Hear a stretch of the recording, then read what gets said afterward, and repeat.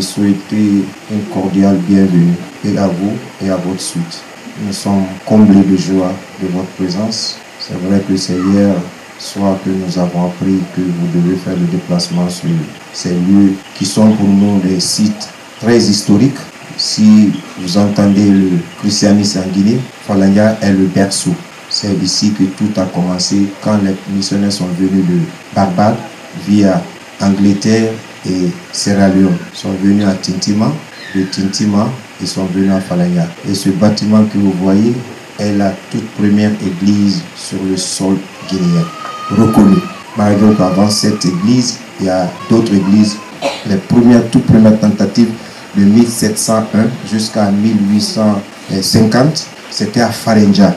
Farenja, c'est là, mais leur mission était pour non seulement évangéliser et aller vers les États-Unis et l'Europe. C'est récemment que cette histoire a été vraiment connue par nous tous. Et les premiers missionnaires qui sont venus vers là-bas sont Johan, mais aussi Mekior. Ils ont servi avec ténacité et abnégation, mais ils n'ont pas pu résister devant les réalités africaines telles que malaria, mais aussi les diarrhées et autres qu'ils pouvaient rencontrer. Mais aussi, il faut reconnaître qu'il y avait un rejet total, il y avait une lutte, une menace totale contre eux, parce que les païens qui étaient vers ces zones ne voulaient pas du tout et l'islam et le christianisme. Ils se sont battus corps et âme parce que vraiment le fétichisme était très avancé, pour ne pas parler de la religion africaine. Mais eux, ils sont partis. En 1855, les James Handel Nico et John Dupont sont venus s'installer définitivement et ils ont construit cette église. Notre joie serait que ce gouvernement de la transition du colonel Moribi accepte d'ériger ce bâtiment que vous voyez comme un patrimoine national. C'est notre rêve. Ça doit être, c'est la fierté aujourd'hui de tous les chrétiens. Vous n'êtes pas sans savoir, monsieur le ministre secrétaire général, que et nos frères de l'église catholique et des fois les protestants passent ici pour leur pèlerinage. Mais comme c'est l'église anglicane, nous n'aimons pas trop faire de bruit. Mais c'est une église historique et reconnue par toutes ces églises-là aujourd'hui. Votre présence nous oblige à vous donner quelques informations sur la suite et sur l'historique de l'église anglicane. Nous vous disons merci, et ce que nous avons fait durant ces 4 jours, c'est-à-dire depuis vendredi, c'est de prier pour la Guinée.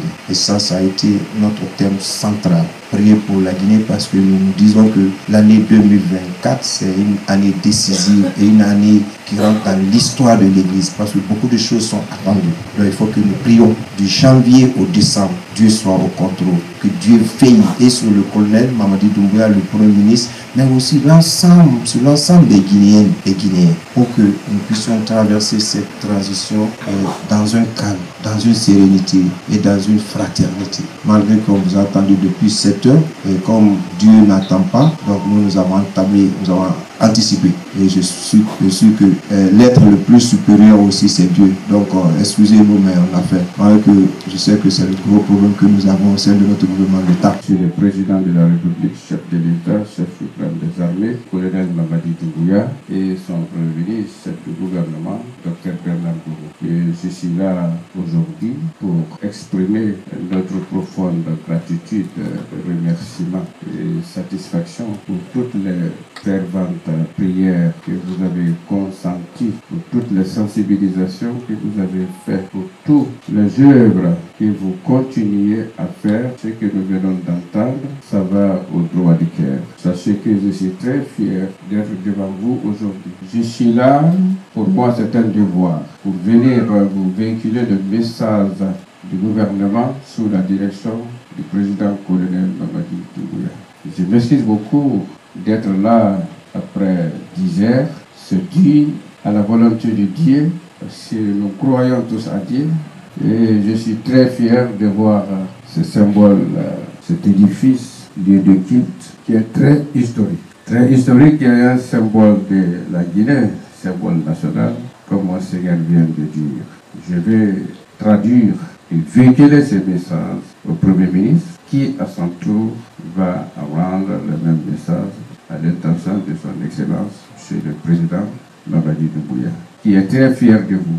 Si aujourd'hui la Guinée est stable, c'est grâce de vos prières, c'est grâce des prières des religieux, parce que toutes les composantes de la Guinée, musulmans et chrétiennes, constituent des musulmans et des chrétiens. Les classes politiques, la société civile, les forces traditionnelles, les regroupements sociaux, les associations femelles et hommes.